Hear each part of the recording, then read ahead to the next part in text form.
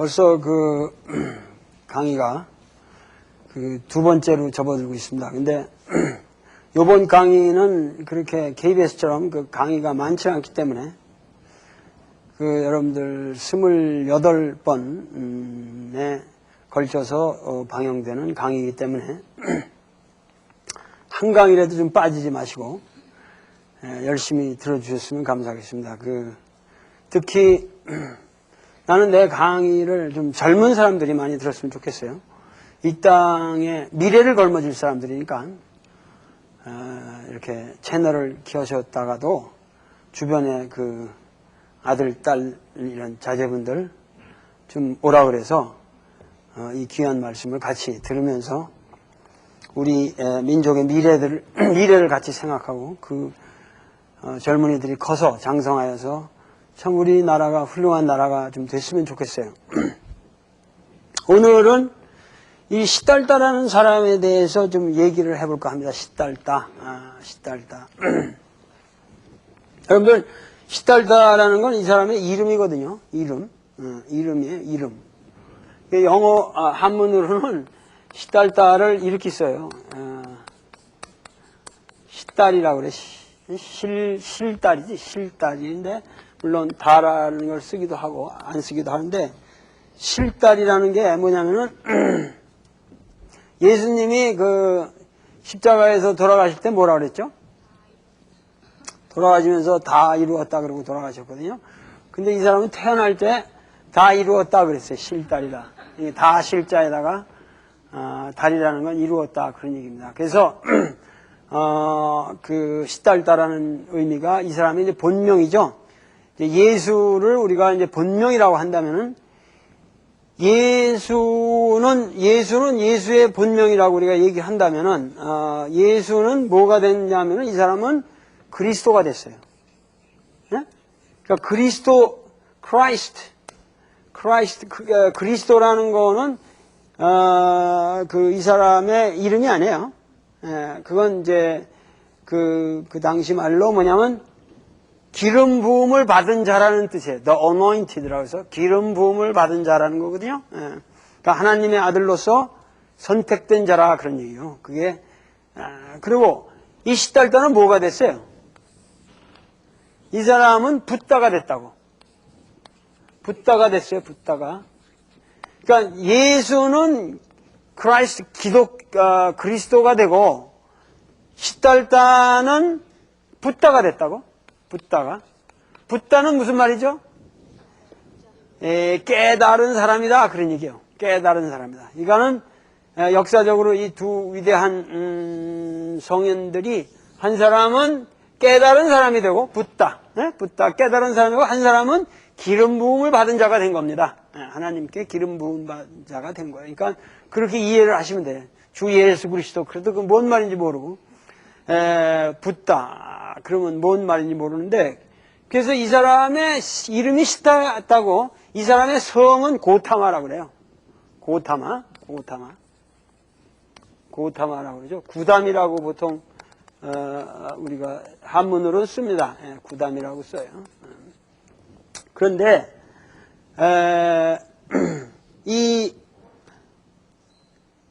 시달다라는 사람을 얘기하기 전에 시달다라는 인생을 얘기하기 전에 한번 이런 걸 생각해보세요. 여러분들 석보상절이라는 말 아세요? 네? 석보라는 거는 원래 석이라는 건 뭐라 그러냐면 이 석이라는 거는 샤카라는 말의 준말입니다. 샤캬라는 말의 준말이거든요. 샤캬라는 거는 이 고타마 씨족이 속해 있는 큰 종족이야. 그러니까 이게 광산 김씨라면 광산 정도 되는 거고 고타마가 이게 김씨 정도 되는 거라고 샤캬가 무슨 말인지 아시겠죠? 그러니까 석이라는 거에 저 스님들도 왜 석못이라고 그랬죠? 그게 뭐냐면 석이라는 성을 따는 거예요. 이게 그러니까 이 시달다의 성이에요. 성. 우리말로 하면 이게 성이라고 석. 그게 샤캬라는 것의 음역에서 나온 거예요. 그러니까 석이라는 거 그렇게 아세요. 그래서 우리가 이거를 이제 석가라고 그러기도 하죠. 석가라고. 그게 샤캬를 석가라고 이렇게 음사한 거예요. 음물 따가지고, 이제, 샤키야란 말이죠. 그래서 우리가 석가모니라고 그러죠? 네, 모니라는 건 샤키야 문이라 그래서 문이라는 건 샤키야족의 성자다 그런 얘기예요. 문이라는 건 성자다 그런 의미예요. 그래서 샤키야 문이 이렇게 되는 거예요. 이게 그거 아셔야 돼요. 고타마 시달타가 그 사람 이름인데 우리가 그 고타마 시족이 속해 있는 그 큰 종족 이름이 샤키야기 때문에 그 샤키야족의 성자가 났다. 그래서 석가모니다 이렇게 부르는 거예요. 샤키야무니. 샤키야무니. 그래서 석가모니라는 말은 그렇게 생긴 말이고 이 사람의 원래 이름은 시달타다 그거예요. 근데 석보상절이라는 게 이게 재밌죠. 석보가 뭐냐면은 석보라는 게 뭐냐면 이 보자예요. 이 보자. 이 보자가 뭐예요? 족보보자예요. 족보보. 그러니까 석보라는 게 뭐냐면은 시달타의 족보다 그런 얘기요. 석보라는 게 시달타의 족보라 이거야. 근데 족보를 갖다가 족보라는 게 아주 그러니까 여기서 족보라는 얘기는 그 우리나라 같이 생긴 족보가 아니고 이 사람의 일생을 다 족보처럼 조상 대대로부터 해가지고 그 사람 전생에부터 해서 그 사람 죽을 때까지를 다 썼다 이거예요. 그래서 그걸 석보라고 그래. 석보. 석보라고 그렇게 이름 붙였거든. 그래서 석보를 자세하게 할 때는 자세하게 써주고 간략하게 할 적에는 간략하게 줄였다. 아시겠어요? 그러니까 석가모니의 일생을 자세하게 쓸 때는 상세히 쓰고 절약해서 그냥 간단하게 줄일 때는 줄였다. 절요. 그래서 석보상절이란 말은 우리나라 세종조에 성립한 석가의 일생을 새로 창제한 한글로 쓴 겁니다.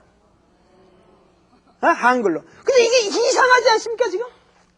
뭐 이상한 생각 한번 해본 적 없어요? 이건 매우 이상한 거예요. 왜 이상해? 왜 이상해? 항상 나라가 바뀌게 되면은 그 나라를 새롭게 만들면은 그 나라를 어떻게 우리가 운영해야 할 것인가 하는 그 나라의 방향이 있어야 돼. 그죠? 우리나라는 지금 대통령만 되려는 사람만 있지. 나라를 어떻게 다스릴까를 고민하는 사람이 없어. 이거 이상한 일이에요. 나보고도 뭐 전화를 걸어가지고 뭘 도와달라. 어디 가서 내가 뭐 하는데 무슨 우리 뭐 나 후원해 와달라. 이런 소리를 하는데 나보고 정말 국가의 운영에 대해서 내가 대통령 출발하는데 고민스럽다. 그래서 당신과 우리 민족을 어떻게 다스려야 할 것인가를 나가 고민하고 있는데 1시간만 좀 시간을 내다오. 이렇게 나한테 전화가 하는 사람은 난 그런 정신 난 평생에 한 번은 못 만나봤어. 노상 전화 걸어서 자기네 무슨 뭐 후원회 하는데 나오래. 내가 미쳤다고 그런 적 합니까? 아니 지금 대통령이 된다는 게 중요한 게 아니라 대통령이 되는 날 그 다음부터 나라를 다스려야 돼요. 그러면 그 나라를 어떻게 다스린가 하는 청사진이 있어야 돼요. 거기에 대한 정말 역량이 있어야 되는데 거기에 대해서 함부로 준비됐다는 말을 하면 안 되는 거고 정말 우리가 끊임없이 노력을 해야 할 문제다 그 말이죠. 그런데 그 어떠한 새로운 이념이 필요한 거예요. 근데 이성계라는 사람은 그런 이념이 있었다 그거예요. 그 이념이 그거를 그 새롭게 그 고려조의 불교 이념 가지고 않는다. 왜냐면 지금 불교라고 하는 것은 말이죠. 불교라고 하는 것은 어저께도 내가 강의를 했지만은 윤회라는 게 있다고 그랬잖아요. 그 이 윤회는 뭐 때문에 있다고 그랬어요? 업 때문에 있는 거예요. 그러면 윤회가 있다는 것은 윤회라는 것은 이 업이 있기 때문에 윤회가 있는데 윤회라는 것은 즐거운 거예요? 괴로운 거예요? 괴로운 거라고 생각하는 거예요. 윤회라는 걸 좋다고 생각하면 그냥 그 좋은 데서 살지 그걸 벗어나려고 안 그러지. 근데 인도인들은 윤회라는 게 괴롭다고 생각하는 겁니다, 지금. 그러니까 기나긴 윤회의 억겁년을 통해서 내가 끊임없이 죽고 또 죽고 죽은 놈이 또 죽고 또 죽고 또 죽고 이러니까 이게 아주 괴롭다. 이게 생각만 해도 끔찍해 내가. 근데 그렇기 때문에 윤회를 벗어나고 싶어 한다 그 말이에요. 그 벗어난다는 걸 뭐라고 하냐면 해탈이라고 그래요. 해탈이라는 건 풀해 벗을탈 이런 얘기죠. 예? 해라는 건 풀해, 예? 그죠? 해. 탈은 벗을탈이에요. 옷이라는 게 뭐지? 옷을 벗는다 그러잖아. 탈이라고 그러잖아. 우리가 옷을 탈의한다 그러잖아. 그때 옷을 벗을 때 우리가 벗으면 탈의한다. 벗어버린다. 뭘 벗냐? 윤회의 옷을 벗는다 그 말이야. 윤회의 옷을 벗는다. 윤회의 굴레부터 여러분 맨날 옷 입고 이거 다니기 귀찮잖아요. 그냥 옷도 안 입어버리고 어디 그냥 벗어버리고 살고 싶다. 뭐 이런 거나 해탈이나 비슷한 거예요. 하여튼 벗어난다 그거예요. 벗어난다.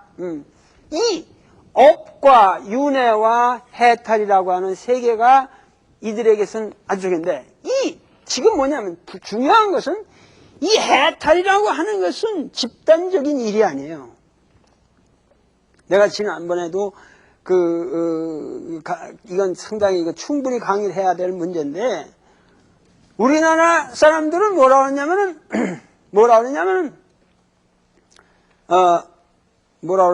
그 주역에 이런 말이 있거든.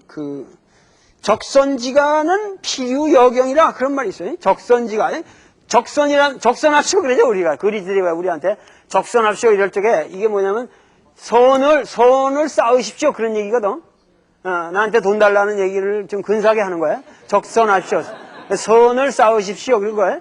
그러면 적선지가나 선을 쌓은 집안에는 필유여경이라 반드시 있다 뭐냐면 여경이라 남어 돌아가는 경사가 있다고요.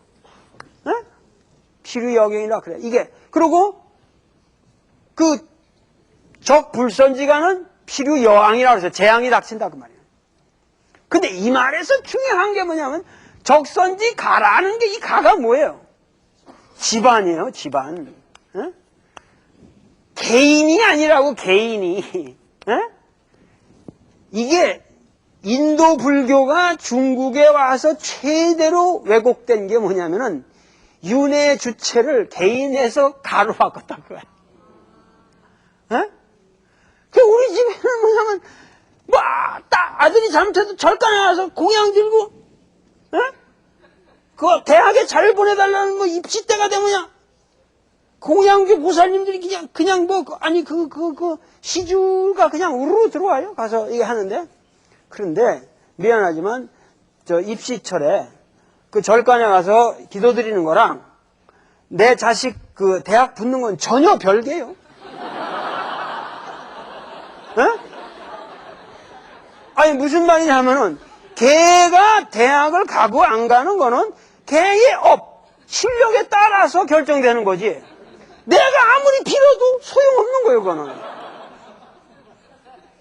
그런데 우리나라 사람들은 그 업보를 가족 단위로 생각하기 때문에 아주 적선지가란 말이야. 내가 죽으라고 절간에 가서 이렇게 하면은 우리 아들에게도 좋은 일이 있겠지.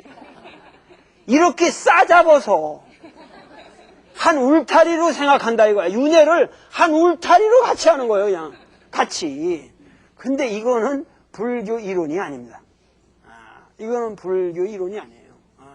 그러니까 불교라고 하는 것은 철저한 서양 문명의 인도 아련의 철저한 개인주의에 서 있는 거예요. 아주 철저한 치열한 개인주의가 있어요. 불교에는. 그렇기 때문에 나의 업보는 나의 책임이다. 그렇죠? 미래에 내가 어떠한 모습으로 태어났다는 건 내 문제지. 내 엄마의 문제도 아니고 내 새끼의 문제도 아니야. 전혀 관계가 없어요. 그러니까는 절간에 그렇게 부지런히 댕길 필요가 없어요. 이러면 내가 그러니까 이것은 자기 업은 자기가 책임지는 거고 이건 아주 불교는 그러니까 개인적 실존주의의 철학입니다. 아주 치열합니다. 치열해요. 내가 해탈하면 나로 끝나는 거지. 그리고 내가 해탈해서 내가 성도를 하면은 천하왕이고 뭐 부러울 게 없어요. 그렇죠? 성불을 하는데 성불이라는 건 내가 하나님이 된다 그거예요. 예수 그리스도를 믿는 성부 성자 성신의 삼위일체를 믿는 사람들은 이거 큰일 날 얘기예요. 내가 성부 성자 성신이 다 된다는 게 성불이에요. 그게 부처님 되는 거예요. 한마디로. 그럼 이게 뭐 말이 안 들어. 그런데 그렇게 하기 때문에 뭐냐면은 이 불교 윤리는 어떠한 조직의 윤리가 힘들어요. 그렇지?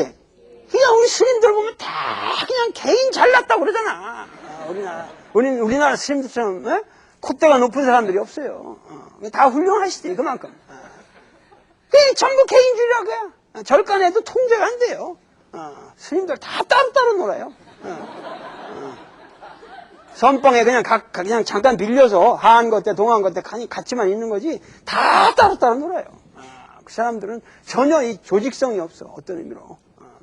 그러니까 그러한 불교는 그러한 철저한 개인주의가 있기 때문에 그거 가지고는 뭐냐면은 그 나름대로 장점이 있지만은 이성계가 생각할 때 새로운 어떠한 질서 있는 조직적 국가를 만들기가 부적합하다고 판단한 거예요. 다 잘난 놈이니까. 그런 놈들을 어떻게 다스리겠어요? 어? 다 성불한다고 그러는 놈을 어떻게 다스리겠어? 왕의 입장에서. 그러니까는 새로운 이데올을 모색하던 중에 그 치고 나온 게 소위 주자학이라고 하는 새로운 이데올로기가 생겼다고 말이야. 중국에. 주자학은 불교를 까면서 뭐냐면은 그것은 치열한 선비들의 도덕적인 의식을 가지고 뭐냐면은 그 엄격한 그러한 어떠한 윤리적 구조 속에서 인간관계를 가지고서 이 사회를 새롭게 조직해 나가는 아주 대단한 철학이었다고 말이에요. 그래서 그거를 이제 이성계는 좀 무식한 사람이니까 그 사람은 무식한 사람이거든요. 그러니까 이성계는 잘 몰라. 그래서 이성계는 그렇게 지식인들을 존경하면서 데려왔는데 그때 가장 수훈을 세운 위대한 사상가가 이게 누구냐? 정도전이라는 사람이죠. 응? 그 정도전이는 뭐냐면 불교는 이제 안 된다. 그거는 그런 개인주의는 안 되고 이거는 뭐냐면 완전히 국가를 다스리는데 이건 방해가 된다. 그리고 이 종교적으로 사람들이 이게 막 절간에 가서 이 방자하게 놀고 맨날 연등회 한다고 그래가지고 가서 그냥 뭐 탑돌이 한다면서 뭐 하다가 그냥 뭐 좀 술 좀 마시고 이러다가 곡주를 마시고 이러다가 어디 숲풀에 가서 다 그냥 개판이 되고 고려 말에는 그런 게 많았던 모양이에요. 아주 그 남녀 관계도 자유롭고 그렇게 해서 다 그렇게 그랬다고 그러잖아요. 하여튼 누가 그 괴승이 뭐 이렇게 보면 다 길거리에 깔린 게 자기 새끼구나 그랬다고 그랬는데 하여튼 이제 그렇게 되니까 이거 안 되겠다 이런 거 아니야 지금? 그래서 조선 왕조는 그거를 완전히 새로운 윤리 체계의 그런 그 개인주의가 아닌 어떠한 그 가족주의의 윤리, 가족의 윤리를 가지고 조상숭배, 그 선조에 대한 치열한 제사를 지내고 이러면서 어떤 그런 세속적인 윤리 규범을 가지고 하는 매우 세속적인 그러면서도 뭐냐면 군사부 일체 그래가지고 배우는 스승을 존경할 줄 알고 임금을 존경하고 집에서는 아버지를 태양과 같이 우러모셔라. 꼰대 힘들이 그냥 강해진 거예요. 고려 시대 때만 해도 아마 아버지 권위가 그렇게 조선조에 우리가 생각하는 아버지 상은 없었을 거예요. 그랬더라고 생각이 돼요. 그러니까 그렇게 되니까는 뭐냐면은 이조로 들어오면서 조선조로 들어오면서 그 고려 시대는 그러한 불교의 그 어떠한 평등주의, 개인주의였던 것이 여기에 이제 조선조로 들어오면서 굉장히 하이라키 하나의 위계 질서를 강조하고 그리고 세속적 윤리를 강조하고 선악을 엄격하게 구분하고 그죠? 불교는 선악의 구분이 이렇게 인간이 선악을 함부로 규정할 수 없다는 게 불교의 생각입니다. 그러니까 거기에 대해서 아주 유교는 엄격한 선악의 그런 윤리적 그 판단을 가지고 세상을 다시 만들어가기 시작했다 이 말이에요. 그러니까 거기서 이제 정도전이 저기 했잖아요. 근데 정도전을 이방원이가 죽였죠. 죽였지만 그건 정적이라서 죽인 거죠. 속으로는 이방원이는 기본적으로 정도전의 제자죠. 정도전이가 키운 애예요. 이방원이라는 애는 그냥 키운 애란 말이에요. 그러니까 소위 이방원이라는 사람은 그 당시에 이제 고려 시대 때는 뭐냐면 여기는 다 전부 이 뭐냐면 지방 어떤 분권적인 그 성격이 강했단 말이에요. 지금 저 왕건이 뭐 이런 것도 보시면 알지만 여기랑 결혼 맺고 저기랑 그러잖아요. 그러니까 그 지방 지역이 다 그 뭔가 독자적 세력이 있어. 그러니까 그 뭐냐면은 군사권을 가지고 있다 그런 얘기야. 무엇보다 중요한 건 자기 부대를 군사를 거느리고 있으니까 이방원이 시대만 해도 뭐냐면 고려 말까지만 해도 다 이렇게 그 군사를 거느리고 있는 지방 영주 같은 사람들이 다 이렇게 있다가 이방원이는 그 중 하나라고. 근데 지가 갑자기 그때 때려 왕이라 그러니까 이쪽 사람들이 다 이 새끼 이거 뭐 우리랑 별거 아닌 새끼인데 말이야.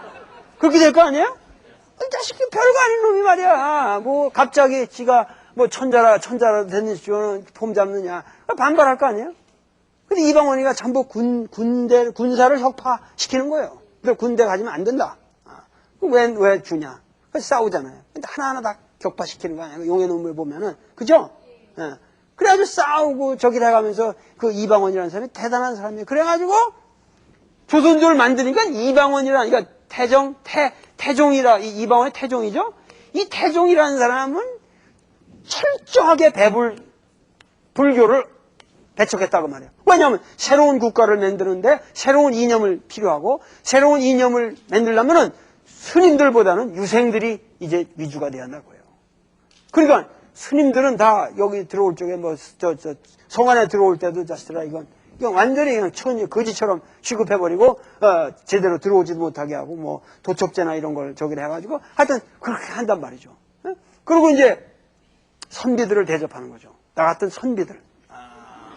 스님이 아니라 정말에 조선 왕조 때는 우리 선비가 한참 높았죠. 스님보다. 그렇지만 자 보세요. 이게 중요한 얘기예요 지금. 그러면 태종의 아들이 뭐 저기잖아요. 이제 세종이잖아요. 그 위에 세종 위에 뭐지 양령인가 하는 놈은 나 싫다. 임금이 피비린내난 지 아버지 이걸 봤거든. 난 죽어도 왕 안 하겠다 하고서 그냥 싫다고 그러니 참 이 양령이라는 사람 훌륭한 사람이죠. 어떤 의미로. 그래가지고 더 역량 있는 우리 동생한테 왕위를 줘라. 그래서 세종으로 갔는데 뭐 역시 저 양령의 생각대로 정말 세종은 훌륭한 임금이 들어섰단 말이야. 그러면 세종이 들어서서 한 거는 뭐예요? 제일 중요한 게 뭐를 만들었죠? 집현전을 만들었잖아. 에? 집현전이라는 게 뭐야? 거기다 스님 데려왔어? 집현의 집이라고 하는 건 뭐냐면 집이라는 건 세상에 현명한 사람들을 모은 데라 그런 얘기요. 집현전이다 그런 얘기요. 집현전. 그러면 세상에 현자들을 모은 곳이라고 하는 데인데 이 현이라는 게 뭐냐면 이게 유생이란 말이에요. 그렇잖아요? 유자들이란 말이에요. 유생들. 이 유라는 건 뭐예요? 기본적으로 사서오경을 다 탈통한 사람들이요. 불경은 몰라도 돼. 이제는 더 이상 팔만대장경은 그건 뭐 불이 타든 뭐든 아이론케야. 그런 사람들이요. 그건 불 타든 말든 아이론케야. 그런 사람들이고 이제는 사서삼경을 해가지고 공맹지도를 철저하게 하는 사람들만 데리고 나는 이제 정치를 하고 나라를 만들겠다 이거예요 지금. 그죠? 이제 이해가 가죠? 그러면은 지금 뭐냐면 어떤 면에서 불교 국가의 어떤 평등 구조를 이 사람은 이제 아주 이방원은 철저한 왕 중심의 수직 구조로 나라를 바꾸려는 거지. 그렇죠? 아주 패러다임 시프트가 일어난단 말이야. 이렇게 평등적 관계를 이제 수직으로. 그래서 왕이 있고 그 밑에 뭐 영의정 좌의정 있고 뭐 해가지고 쫙 해가지고 뭐 성균관이 있고 뭐 이제 그래서 과거 제도를 도입해가지고 과거 시험을 봐야 되고 그렇게 해가지고 지방에는 또 뭐 향교들이 있고 뭐 이렇게 해가지고 하여튼 엄청나게 나라를 조직해가기 시작한단 말이에요. 그러니 그것만 해도 얼마나 힘들겠어요. 그렇게 나라를 새로 만들어 간다는 게 보통 일이 아니지 그게. 절간이란 절간은 전부 그냥 다 문 닫아버리게 하고 뭐 땅 같은 거 사원 경제니 이런 걸 다 땅 같은 거 몰수해버리고 스님들 환속시키고 막 이러면서 그렇게 나라를 바꾼단 말이에요. 그뿐만 아니에요. 이게 부녀자들이 옛날에는 고려 시대 때는 그냥 여자들이 활기롭게 그냥 절간에 나돌아 다니고 이랬거든. 근데 이거 이제 안 된다. 조선조 오면 이제 여자들은 저 골방에 다 돌아. 예? 그러잖아요. 그러니까는 뭐냐면 집 가옥 구조를 바꿔요. 옛날은 여자가 쉽게 출입할 수 있는 저기였는데 이 조선주에 오면서 조선 축의 가옥이 바뀝니다. 이 가옥의 형태가 바뀌면서 남자들이 사랑방에 딱 이렇게 지키고 여자는 안채에 들어가서 해가지고 남녀 구분이 생겨서 같이 자지도 못하고 각방 쓰면서 이제 뭐 합궁하려면 이제 나를 받쳐서 이렇게 하고 그렇잖아. 이게 모든 나라 전체가 한두 개가 바뀐 게 아니요. 그게 여러분들 고려에서 이조로 갔다 조선조로 갔다 그러면 무슨 그저 뭐 그냥 구테타 한 놈이 가지고 뭐 이방원이가 나라 이런 수준이 아니라니까. 조선 왕조에서 지금 우리가 사는 이 나라로 지금 바뀌었잖아요. 대한민국으로 바뀐 만큼이나 바뀐 거예요. 아시겠어? 예. 그렇게 엄청난 변화가 일어난 거예요. 그거를 하는 와중이요, 지금. 아시겠죠? 예. 그렇게 해가지고 새로운 유교 국가를 만들려고 하는 판에 세종이 뭐냐면 더 이상은 우리 국민들을 이렇게 새로운 국가를 만들었는데 이 새로운 국가에 새로운 통치 수단이 필요한데 그 수단은 뭐냐? 한문 가지고는 안 되겠다. 한문 가지고는 안 돼. 한자 가지고는 안 되겠다. 우리 말로 직접 대중과 이제는 커뮤니케이션이 필요하다. 필요하다. 그때는 라디오 신문이 없었으니까 왕이 무슨 이렇게 해봐 이게 안 되나? 근데 한문으로 글을 써가지고 한번 해봐야 오늘 알아들어야지. 유생별 몇 놈만 유식한 몇 놈만 알아듣고 안 여자들이고 뭐고 다 모른단 말이야. 그러니까는 세종대왕께서 야 이거 안 되겠다. 언문을 만들어라. 한글을 만들어라. 이건 세종대왕이 대단한 발상을 한 거예요. 이 발상이라고 하는 것은 우리나라 지금 뭐 방송국 몇 개 세우고 채널을 1000개를 세워봐야 게임도 안 되는 거예요. 그건. 그렇잖아요. 새로운 문자를 맺는 게. 그런데 최만리 같은 사람들은 당신 그 무언 짓 하는 거냐 이거야. 왜? 한문이라고 하는 것은 이건 위대한 문자고 이게 세계 보편적 질서에 지금 중국 이 문명의 거대한 질서 속에 우리가 다 잘하고 있고 그걸 함으로써 권위가 있고 그 다 그러고 하고 있는데 뭐 때문에 그런 흉악한 언문을 만들어 가지고 그 집현전에 있는 그 보수파 그 집현전에 모아놓은 유자들이 다 반대했습니다. 한글은. 그죠? 거기서 반대한 거예요. 집현전에서. 그러니까 세종이 몰래 그 젊은 놈들 뭐 신숙주나 성상미나 이런 애들 박백년이 이런 애들 다고 어린 그 또래 애들을 그 소장파들 아직 물들지 않은 애들 데려다가 야 니들 잔소리 말고 나랑 이거 해서 한글을 만들어야 한다. 그래야 우리나라가 미래가 있지. 이게 뭔가 문화적으로 독립을 해야 한다. 이건 이제까지는 한문으로 다 했지만 이제는 안 된다. 그래가지고 한글을 몰래 이렇게 맺는 거예요. 그래서 자기가 직접 공부를 하고 했더니 여러분 생각을 해보세요. 그러면 지금 건물 하나 지으려고 그래도 이렇게 지금 건물 하나도 제대로 된 건물들이 없어요. 우리나라에 장마가 한 20날만 그냥 비가 와도 우리나라 건물의 99%가 다 새요. 비 안 새는 건물이 별로 없어. 그렇게 이게 그냥 건물 하나 지려도 어려운데 생각해봐. 사람의 말을 표현할 어떠한 집을 지어라. 그 쉬운 일입니까? 그래서 하여튼 그걸 지었잖아. 응? 그걸 만들었어. 디자인을 해가지고 그렇게 해서 만들었는데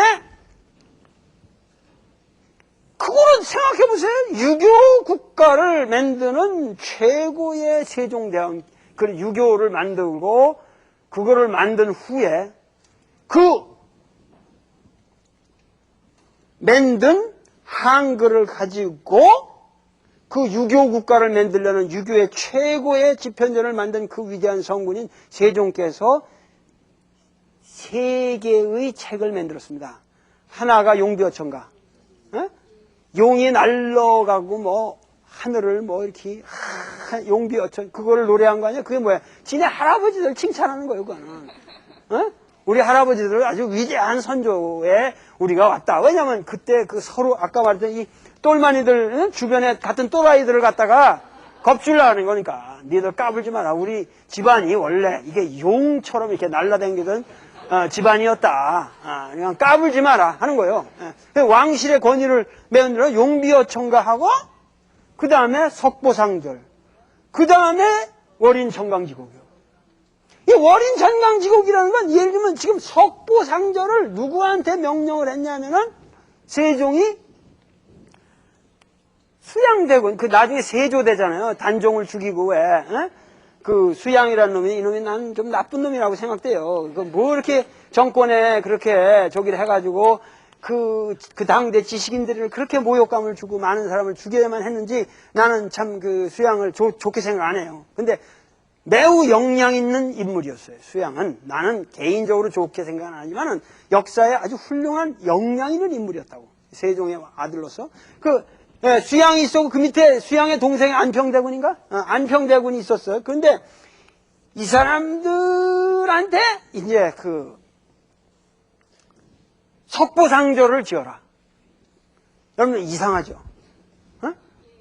아니 유교 국가를 만들려는 사람이 그 어렵게 이걸 만들어 가지고 제일 먼저 만든 국가적 대사업이 붓다의 전기를 쓰는 작업이었다.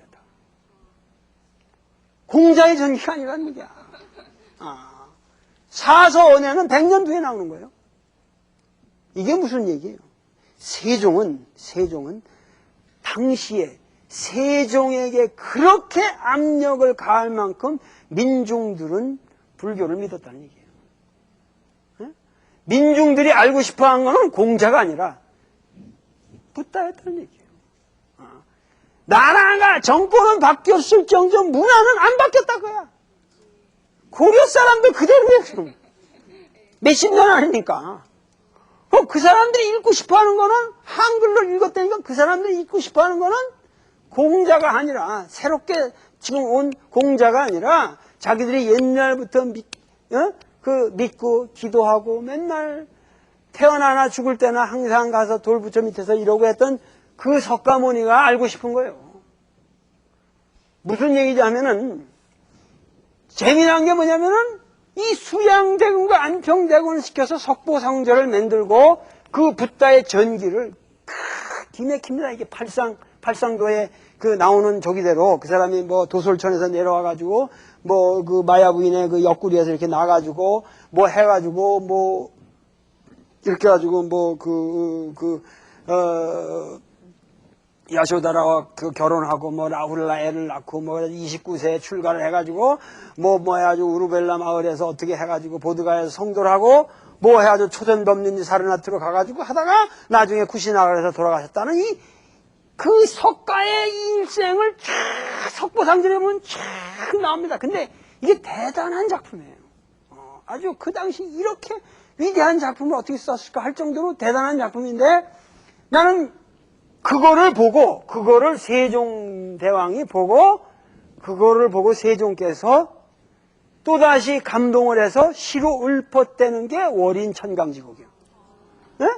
세종이. 그 월인천강지곡이라는 건 뭐냐면 달이 뭐예요? 천 개의 강에 비춘다 그거예요. 여기 도장이잖아, 도장인자인데 여기 달이 천강의 인, 도장처럼 이렇게 박힌다고 해요. 도장 찍히듯이. 그럼 뭐야? 달은 하나인데 강은 지금 1000개잖아. 그러니까 달이라는 건 불법을 말하는 거예요. 부처님은 한 분이지만은 그 부처님 한 분의 모습이 모든 1000개의 강이면 1000개의 강, 10,000개의 강이 10,000개의 강에 하룻밤에 그냥 다 비치잖아요. 하나인데. 그렇게 화신으로 중생을 교화하는 것이 그렇게 시공을 초월해서 모든 강에 이렇게 비쳐 나오듯이 부처님께서는 위대하시다 하는 것을 칭송하는 부처님 생애를 세종이 다시 하나의 서사시로 읊어서 노래 부를 수 있게 만든 찬불가가 월인천강지곡이라는 거예요. 그게 월인천강지곡을 그래도 나도 사실 이걸 그렇게 옛날부터 뭐 말은 들었지만 내가 못 봤어. 그러다가 어제 밤새 봤다고 내가. 근데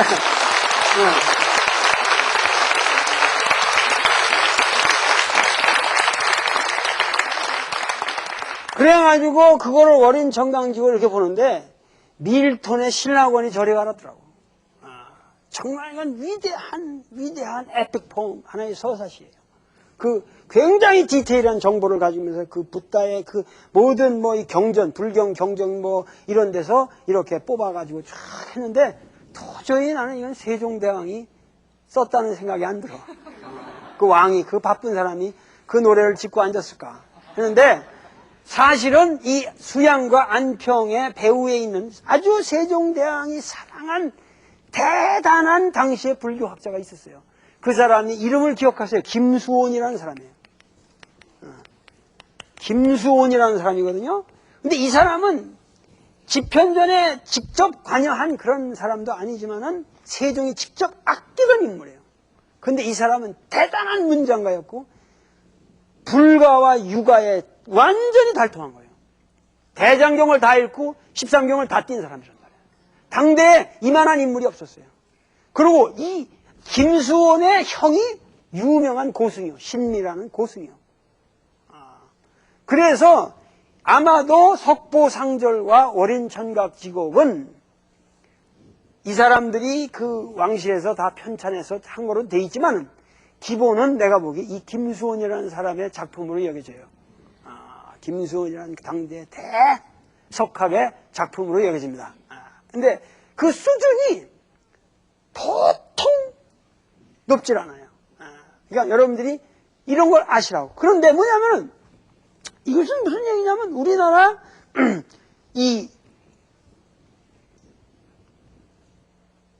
우리나라의 이러한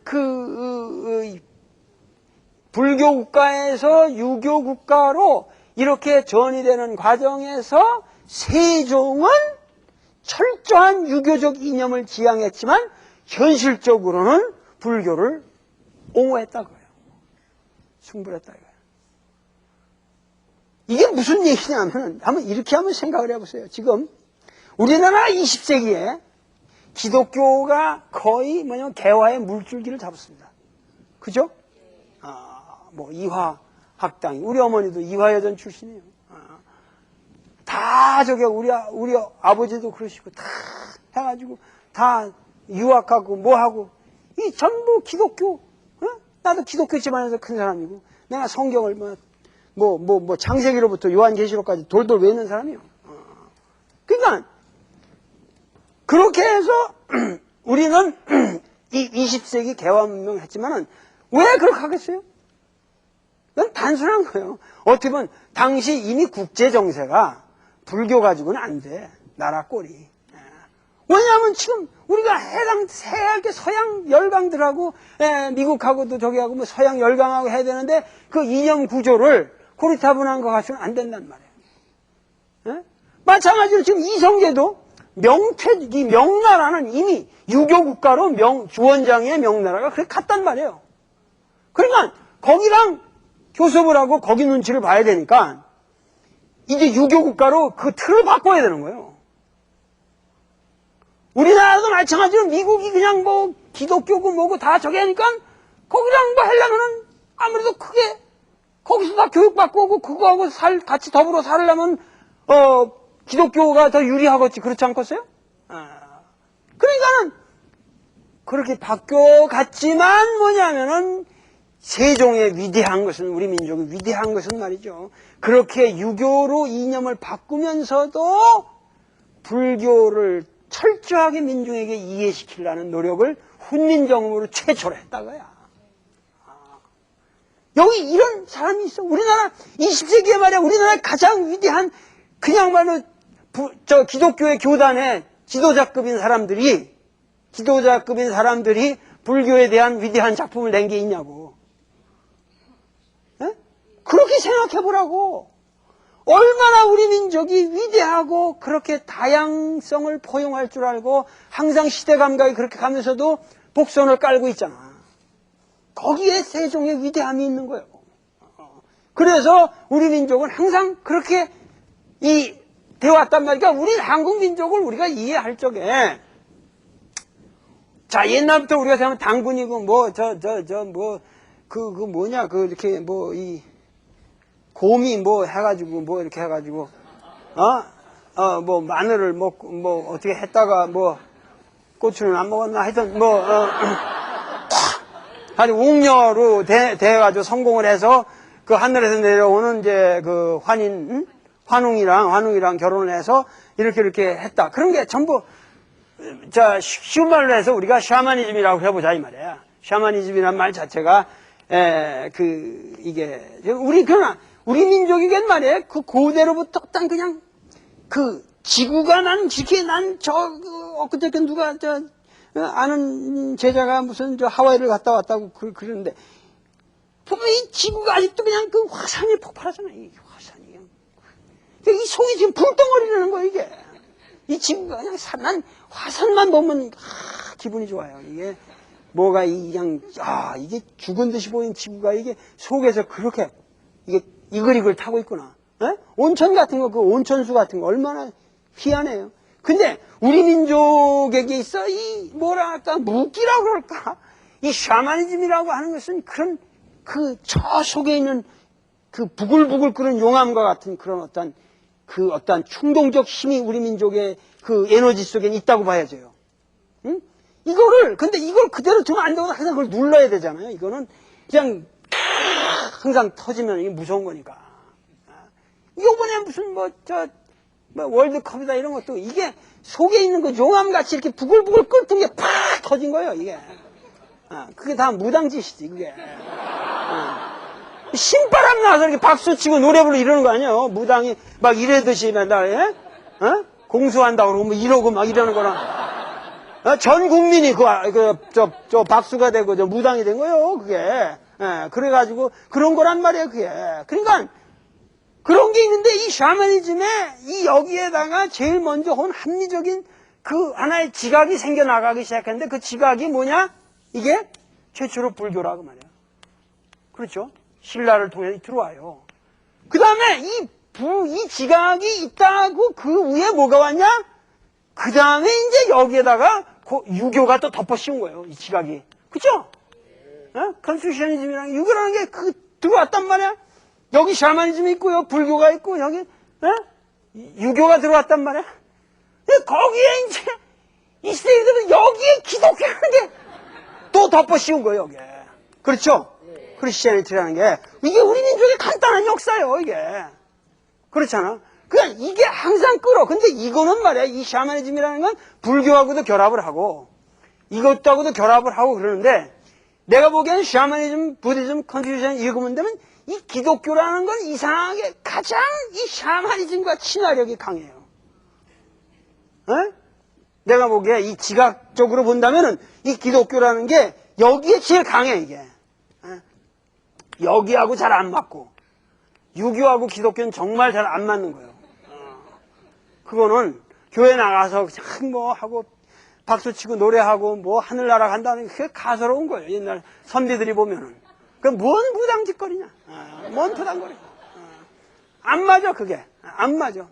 그러니까, 그런데 하여튼 이렇게 해서 이렇게 본다면은 여기 이 샤머니즘이 됐든 불교가 됐든 이게 기독교가 됐든 이 네 개의 이런 것이 지금은 다 하나도 버릴 수 없는 우리께 지금 된 거예요. 우리 땅이 된 거예요, 지금. 여기서 뭘 하나 지금 뭐 어떻게 걷어버리거나 이럴 수가 없어요, 이제는. 그래서 이게 다 이렇게 됐는데 여기 속에서 지금 뭐냐면 20세기를 통해서 기독교는 굉장히 많이 신학자들의 노력에 의해서 이해가 됐다 이 말이에요. 외부에서 들어온 거기 때문에 더 열심히 우리 민족이 가르쳐 주려고 그러고 우리나라 그 지식인들이 가서 신학을 배워다가 기독교는 이런 겁니다. 이런 겁니다. 계속 가르쳐 줘서 오늘처럼 이 세계에서 이렇게 짧은 시간에 이렇게 많은 교회가 만들어진 나라가 없어요. 지구상에 없습니다. 여러분들 중국이라는 그 방대한 대륙도 그렇게 기독교가 중국 대륙 그 방대한 대륙을 공략했어도 인구의 지금 0.000%도 안 돼요.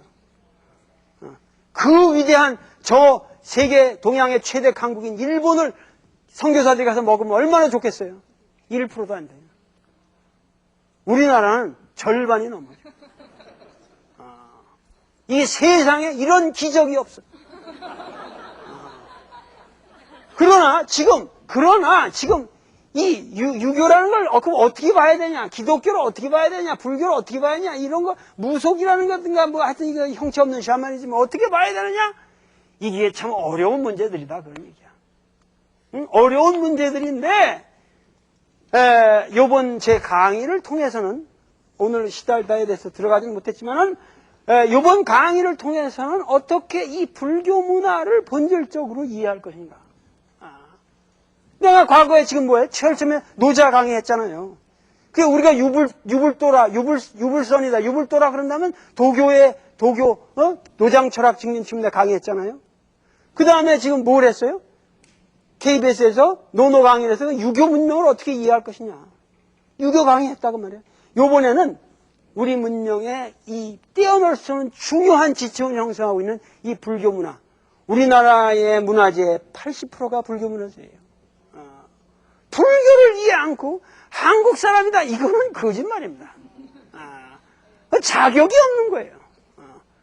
한 사람이 나같이 한 사람이 유불도를 다 강의한다. 그 쉬운 일이 아니에요. 그러나 나는 대학교 때부터 삼교 통일, 삼교 합일에 유불도를 다 알아야만 비로소 동양 철학자라 할 수 있다라고 하는 굉장히 개방적인 학풍을 받았어요.